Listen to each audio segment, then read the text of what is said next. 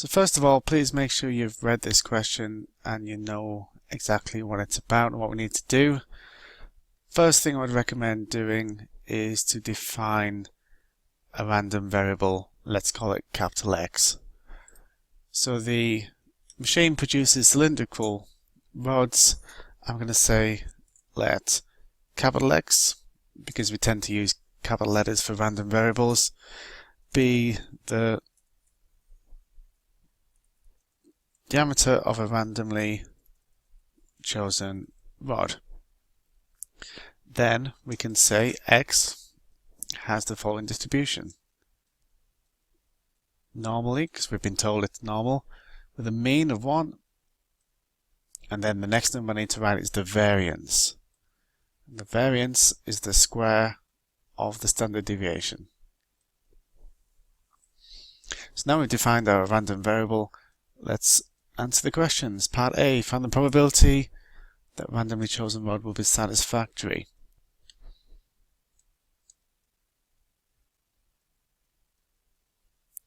So it's between 0.993 and 1.017. Both of these as X values, so they need standardizing. So show how that's done. So show method, take off the mean, divide by the standard deviation, not the variance. We're now working with Z values because we're standardized. So again, showing method, take off the mean, divide by the standard deviation. This gives us the following Z values. We get negative 0.7 on the left, and we get positive 1.7 on the right. A little sketch helps ensure we get the right areas. So between 1.7 and negative 0.7, so it's between those. So I'm going to be looking for 1.7 in the tables, which will give me the area I need plus a bit that I don't need. And then I'm going to find the bit that I don't need and take it off. So looking at positive 1.7 in the tables gives us 0.95543,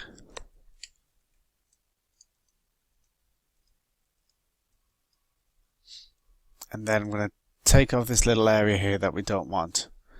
That's the area to the left of negative 0.7. That's supposed to be a 7. So I'm going to look up in the table positive 0.7, but do 1 minus that value. It's a standard procedure when we have a negative Z value. So looking up 0.7 in the tables, that's 0.75804. It's done it again with the 7. So the answer to that is 0.71347. That's it, 0.71347. In part B, we have a bit of conditional probability. So given that it has a diameter greater than 1 centimeter, find the probability it is satisfactory. So we're looking at the probability that X is between 0.993, just like we did in part A, and 1.017, but given that X is bigger than 1. We're using knowledge of conditional probability in S1. This is, if I call this event A and that event B, I can think of this as the probability of A given B is the probability of both things happening divided by the probability of B happening. So applying that formula to this situation, both things happening, So x being between 0.993 and 1.017 and being bigger than 1, well, that's just the same as it being bigger than 1 and less than 1.017.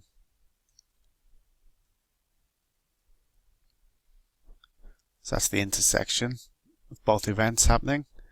You need to divide by the given that bit. So you need to divide by the probability x is greater than 1. Okay, these are all x values, so we need to standardize. So 1, take away the mean, which is obviously 1, divide by the standard deviation. And we're now working with z values. 1.017, if you take off the mean, which is 1, and divide by the standard deviation, which is 0.01, that's the numerator, and the denominator, probability x is greater than 1, take 1 over the standard deviation. So let's simplify these. In the numerator we have probability z is greater than 0 but smaller than 1.7, and in the denominator again we have 0, but this time it's greater than 0. Probability z is greater than 0. A quick sketch is always useful in these type of questions, just to avoid errors. So between 0 and 1.7, that's this area here. And do remember the whole area of the normal distribution is 1.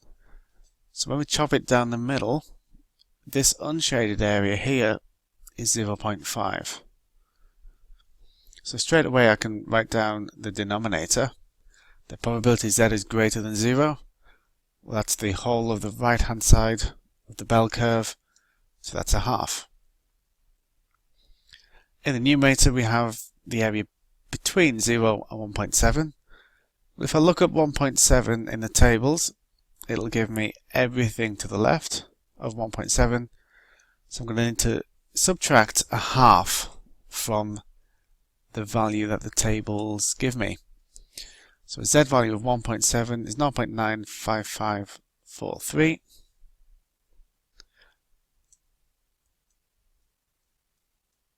But I need to take off the unshaded area, which is a half. So that is a 5 in there. Working this out, we get 0.911 to 3 significant figures, because that's what the question asked for, 3 significant figures.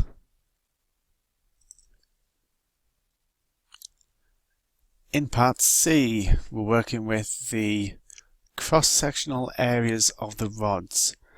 Well, they're cylindrical, so the cross-sectional area is going to be a circle. So I'm going to say let y be the cross-sectional area. And y will be related to x because it's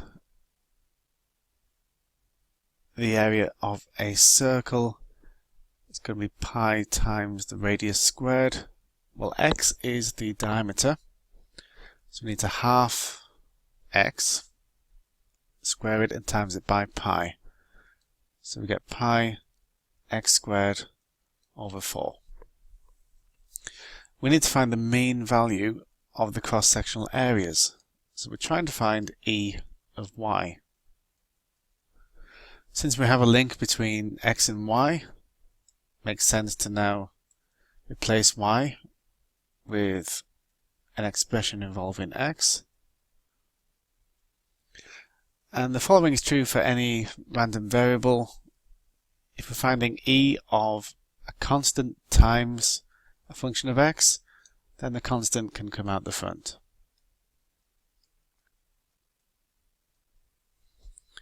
So now our attention is drawn to e of x squared. If we know this, then we know the answer to the question.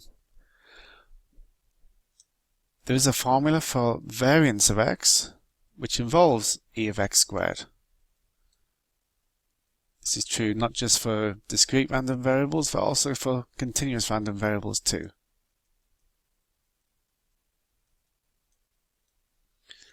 So this formula, which you need to know,